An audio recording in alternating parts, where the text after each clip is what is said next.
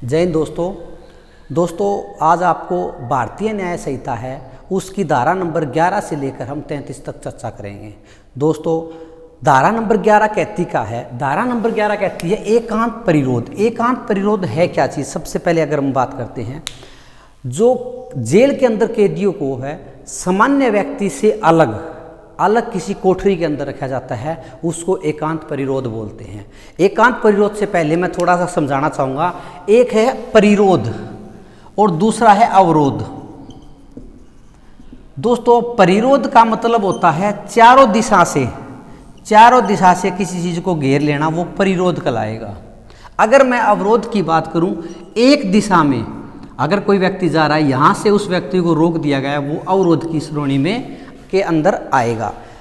जब कभी किसी व्यक्ति को इस अपराध के अधीन है दोषी ठहराया जाता है, तो न्यायालय को इस संहिता के तहत है कठिन कारावास का प्रावधान या शक्ति है। वो शक्ति क्या है? अगर बात करें सजा दी गई है 6 महीने तक की, तो उसको 1 मास तक का एकांत परिरोध रखा जा सकता है। पॉइंट नंबर 2 बोलता है 6 महीने से लेकर 1 वर्ष, उसको 2 मास तक का जो एकांत परिरोध है उसको रखने का प्रावधान है। और 3 नंबर पॉइंट बोलता है दोस्तों 1 वर्ष से अधिक है तो 3 मास मतलब 3 महीने से ज़्यादा एकांत परिरोध नहीं रख सकते। लेकिन अगर बात आए दोस्तों कंटिन्यू रखने की, कितना समय की, तो वो धारा नंबर 12 के अंदर समय अवधि दी गई है। सेक्शन नंबर 12 बोलती है एकांत परिरोध की अवधि कितना समय अवधि होगा। दोस्तों कंटिन्यू की बात करें, कंटिन्यू 14 दिन से ज़्यादा एकांत परिरोध नहीं रखा जाएगा, जो बीएनएस की धारा नंबर 12 के अंदर बताया गया है। अगर मैं बात करूं 1 महीने में, तो 1 महीने में 7 दिन से ज़्यादा एकांत परिरोध नहीं होगा, ये सेक्शन नंबर 12 बताती है। अब बात करते हैं दोस्तों सेक्शन नंबर 13, पूर्व दोष सिद्धि। पूर्व मतलब पहले, दोष सिद्धि मतलब दोष सिद्ध हो चुका है के पश्चात, पूर्व दोष सिद्धि के पश्चात कतिपय कुछ मामलों में अपराधों के लिए वर्धित दंड, वर्धित का मतलब बढ़ा हुआ, कहने का मतलब दोस्तों क्या है, बीएनएस के अध्याय नंबर 10 और 17, अध्याय नंबर 10 सिक्कों के बारे में है और अध्याय नंबर 17 है वो संपत्ति से संबंधित है। अगर कोई व्यक्ति है अध्याय नंबर 10 और अध्याय नंबर 17 के अंदर दोष सिद्ध हो चुका है और वह दोबारा अपराध घटित करता है इन्हीं अध्यायों से संबंधित, जिसके अंदर सजा 3 वर्ष से अधिक की है, तो दोस्तों उस व्यक्ति को 10 वर्ष से लेकर आजीवन कारावास का प्रावधान सेक्शन नंबर 13 के अंदर दिया गया।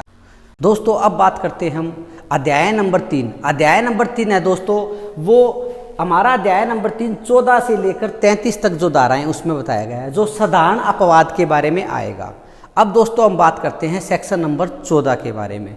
जो धारा नंबर 14 है वो कहती क्या है? विधि द्वारा आबंध, वो जो कानून द्वारा आबंध है या तथ्य की भूल के कारण अपने आप को विधि द्वारा आबंध होने का विश्वास करने वाले व्यक्ति द्वारा किया गया कार्य अपराध की श्रेणी में नहीं आएगा। दोस्तों कहना क्या चाहता है, अगर मान लीजिए उच्च अधिकारियों ने उचित आदेश दिए हैं, किसी उग्र जो भीड़ हो चुकी है उसको हटाने के लिए, गोली चलाने के लिए जो आदेश दे दिए गए हैं, जो विधि द्वारा जो बंदा है विधि द्वारा आबंध है, कानून द्वारा आबंध है, वह व्यक्ति न अपनी कार्य को करते हुए ना कि तथ्य की भूल है, ना कि विधि की भूल, तथ्य की भूल है, इसके अंदर कोई कार्रवाई कर देता है तो वो धारा नंबर 14 के अंदर छूट की श्रेणी में आएगा, कोई खरे अपराध नहीं है, ये कहती है सेक्शन नंबर 14। इसके बाद चलते हैं दोस्तों धारा नंबर 15 की तरफ है। धारा नंबर 15 बोलते हैं न्यायिक रूप से कार्य करते हुए न्यायाधीश का कार्य। दोस्तों धारा नंबर 15 के तहत बताया गया है जो न्यायाधीश है, इस संहिता के तहत जो न्यायाधीश की पावर है, जैसे मान लीजिए एक माननीय न्यायालय ने किसी को कठोर कारावास का आदेश दे दिया, तो यह न्यायाधीश का कार्य है, उसके किसी प्रकार की मौलिक अधिकार या किसी प्रकार का हनन उनके साथ नहीं है, ये न्यायिक कार्य करते हुए संहिता ने उसको पावर दे रखी है, ये बताया गया सेक्शन नंबर 15 के अंदर। अब मैं बात करता हूँ सेक्शन नंबर 16 है, धारा नंबर 16 बोलती है दोस्तों न्यायालय के निर्णय या आदेश के अनुसरण में किया गया कार्य, इसमें धारा नंबर 16 क्लियर मेंशन बोलती है आदेश, निर्णय, अनुसरण। अगर कोई जो कानून है, कानून द्वारा जो विधित व्यक्ति है, वह न्यायालय के आदेश की पालना करते हुए अगर कार्य करता है तो वह कार्य कोई अपराध की श्रेणी में नहीं आएगा, सेक्शन नंबर 16 कहती है। अब करते हैं सेक्शन नंबर 17 है विधि द्वारा न्यायोन्मुख तथा तथ्य की भूल। ये दोस्तों इसके अंदर बताया गया है अगर कोई व्यक्ति किसी की भलाई की दृष्टि से कोई कार्य करता है, गुड फेथ से कार्य करता है, वह किसी प्रकार का अपराध की श्रेणी में नहीं आएगा। ये सेक्शन नंबर 17 बोलती है। दोस्तों अब आती है धारा नंबर 18। धारा नंबर 18 कहती क्या है? धारा नंबर 18 बोलती है दोस्तों विधिपूर्ण कार्य करने में दुर्घटना। अगर विधिपूर्ण मतलब सही तरीके से, कानून के तरीके से कार्य कर रहा है, अच्छी तरीके से कार्य कर रहा है, दोस्तों कहने का मतलब है जो दुर्घटना या दुर्भाग्य से या आपराधिक आशय या ज्ञान के बिना, कहने का मतलब है जो व्यक्ति दुर्भाग्यपूर्ण, दुर्घटना या आपराधिक आशय व ज्ञान के बिना है, इसके अलावा वह विधिपूर्ण सद्भावना तरीके से काम कर रहा है, जिसको इस चीज का पता नहीं है, अगर वह कार्य करता है जिससे किसी प्रकार का कोई अपराध घटित हो जाता है, वो अपराध की श्रेणी में नहीं आएगा। जैसे एग्जाम्पल के तौर पे बताते हैं, अगर एक पेड़ के ऊपर है, एक किसान है, कुल्हाड़ी से काम कर रहा है, वह अपने बगैर किसी सद्भावनापूर्ण विधिपूर्ण तरीके से कार्य कर रहा है, उसके कुल्हाड़ी का आगे का जो फल है वह निकलकर किसी के सिर में लग जाता है और उसकी मृत्यु हो जाती है, तो वह कोई अपराध की श्रेणी में नहीं आएगा। ये सेक्शन बोलती है 18 विधिपूर्ण कार्य करने में दुर्घटना। उसका ऐसा आशय नहीं था, दुर्घटना, दुर्भाग्य, आपराधिक आशय और ज्ञान के बिना वह अपना विधिपूर्ण तरीके से कार्य कर रहा है।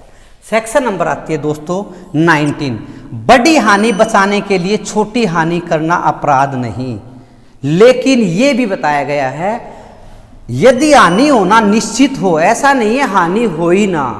एग्जाम्पल के तौर पे बोलते हैं दोस्तों, अगर किसी घर के अंदर आग लगी हुई है और आग के जहां घर के अंदर छोटे बच्चे हैं, अगर उन बच्चों को बचाने के लिए किसी संपत्ति या किसी दीवार को भी गिराना पड़ जाए तो वो किसी प्रकार अपराध की श्रेणी में नहीं आएगा, क्योंकि छोटी हानि, यही बोलती है बड़ी हानि, बच्चा था, बड़ी हानि के लिए छोटी हानि करना मतलब दीवार गिरना कोई अपराध नहीं है। लेकिन यदि हानि होना निश्चित है, ये पता है आग लगी हुई बड़ी हानि होगी, तो धारा नंबर 19 बोलती है ऐसा कार्य अपराध की श्रेणी में नहीं आएगा। अब बोलते हैं धारा नंबर 20 7 वर्ष से कम के बालक है, 7 वर्ष से कम का जो बालक है उसके द्वारा किया गया कार्य है, बीएनएस की धारा नंबर 20 के तहत है, अपराध की श्रेणी में नहीं आएगा। धारा नंबर 21 बोलती है दोस्तों 7 वर्ष से 12 मतलब 7 वर्ष से लेकर और 12 वर्ष से कम के बालक द्वारा किया गया कार्य है, लेकिन अपराध नहीं है। लेकिन इसमें 12 वर्ष के अंदर डाल दिया गया है, जो न्यायाधीश है अपने विवेक से ये देखेगा जो 12 वर्ष का लड़का है वह मैच्योरिटी कितनी है, परिणाम क्या रहेगा, निर्णय परिणाम क्या है, उसका आचरण क्या है, प्रकृति क्या है, उस पर डिपेंड करेगा। ये सेक्शन नंबर बोलती है 21।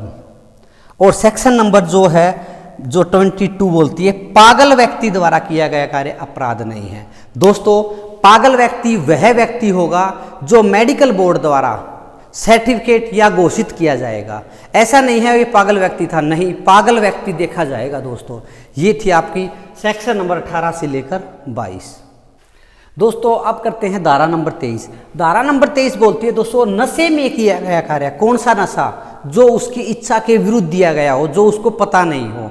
अगर वह व्यक्ति जिसको यह नहीं पता है कि उसको नशा किस चीज़ में मिला के दिया गया है, इच्छा के विरुद्ध दिया गया जो अपराध नशा है, अगर वह इस हालात में काम करता है कि उसके इच्छा के विरुद्ध दिया गया तो वह कार्य अपराध की श्रेणी में नहीं आएगा। ये सेक्शन नंबर 23 बोलती है। अब दोस्तों धारा नंबर 24 स्वयं की इच्छा। इस धारा नंबर 23 और 24 के अंदर एक चीज का डिफरेंस है, यह इच्छा के विरुद्ध है, यह स्वयं अपनी इच्छा से है नशा करता है और फिर वह अपराध करता है। इसके अंदर वह आदमी जो काम कर रहा है उसको पता नहीं है जो वह काम कर रहा है जिसका परिणाम क्या होगा, उसकी सोचन क्षमता है वो इसलिए इसके लिए असमर्थ है सोचने के लिए। लेकिन यह व्यक्ति सब कुछ जानते हुए ऐसा करता है, स्वयं ही अच्छा से नशा करता है। तो बीएनएस की सेक्शन नंबर 24 बोलती है दोस्तों, यह अपराध की श्रेणी में आएगा। यह अपराध नहीं है, यह अपराध की श्रेणी में आएगा। सेक्शन नंबर 25, 6 और 27 तीनों सेम सी सेक्शन है दोस्तों, थोड़ा थोड़ा अंतर रहेगा। धारा नंबर 25 है, ये बोलती है सहमति से किया गया कार्य में चोट या दुर्घटना लग जाना। दो दोस्त कुश्ती खेल रहे हैं, एक दूसरे का दूसरा दावा बैठ गया, उससे उसकी मृत्यु हो गई, दोनों की सहमति थी, कोई कार्य अपराध नहीं है। Section number 25। यहाँ बोलते हैं 26 के अंदर फायदे के लिए सहमति है, इसमें खुद की सहमति होगी। डॉक्टर साहब मेरा इलाज कर दे, मेरे बहुत ज़्यादा दिक्कत हो रखी है। खुद की सहमति से कोई दुर्घटना या चोट लग जाना वो किसी प्रकार की अपराध की श्रेणी में नहीं आएगा।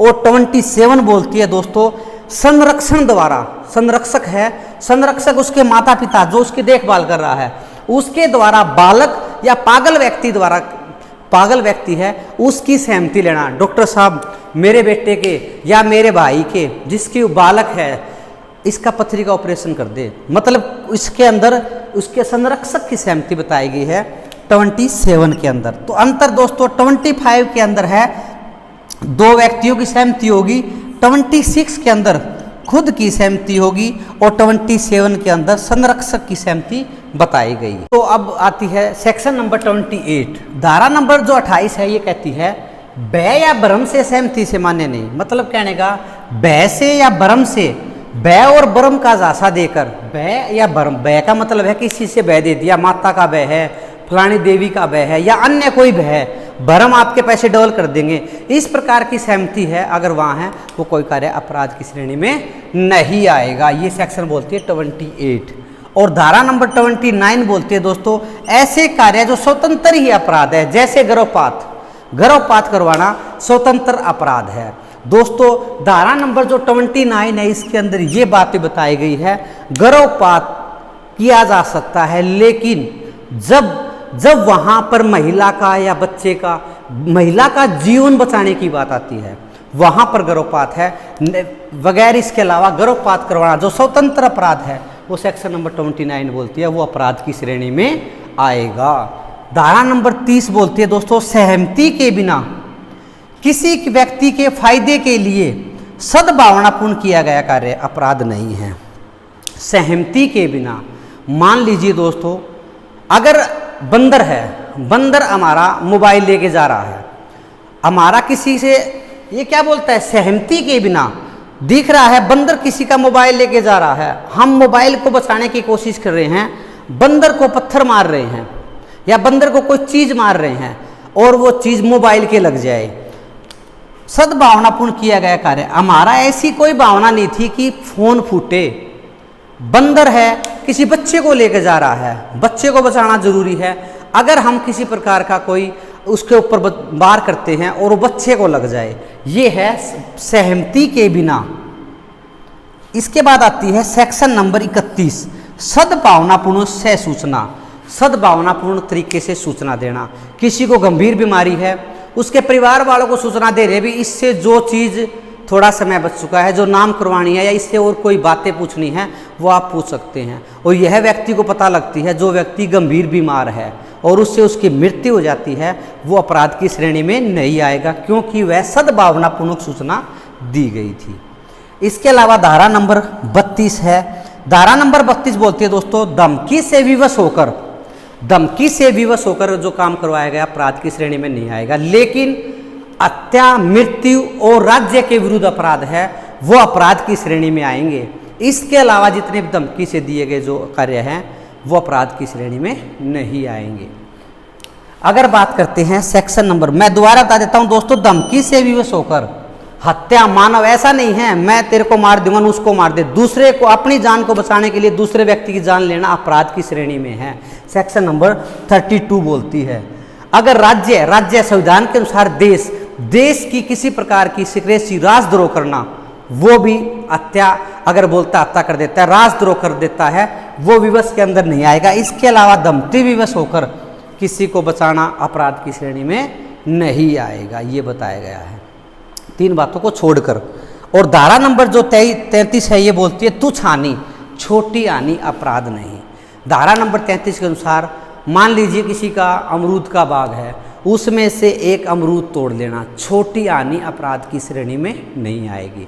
दोस्तों मैंने आप लोगों को करवाई धारा नंबर 14 से लेकर 33, ये अपवाद की सेक्शनें हैं अध्याय नंबर 3 के अंदर। दोस्तों ये था 33 तक का आपका सेक्शन। अगर आपको वीडियो अच्छी लगी हो तो लाइक करें। जय हिंद, जय भारत।